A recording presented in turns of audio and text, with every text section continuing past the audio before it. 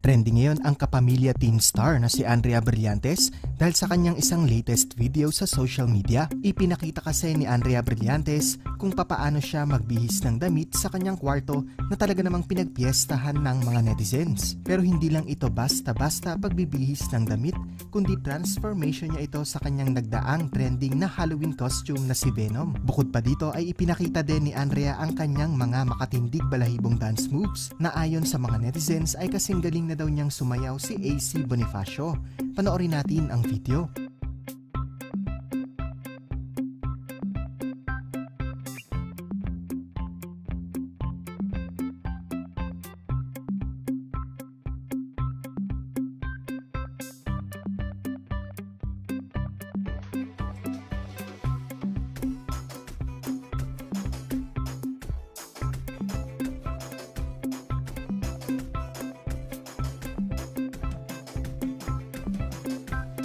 Hindi may kakaila na trendsetter talaga si Andrea Brillantes sa social media, especially sa TikTok. Kaya nga tinagurian siya ang unofficial TikTok queen ng Pilipinas dahil bawat post niya ay milyon-milyon agad ang views. Hindi rin may kakaila na sobrang galing na sumayaw ngayon ni Andrea Brillantes di tulad nung mga unang practice sessions niya noon sa GeForce Dance Studio.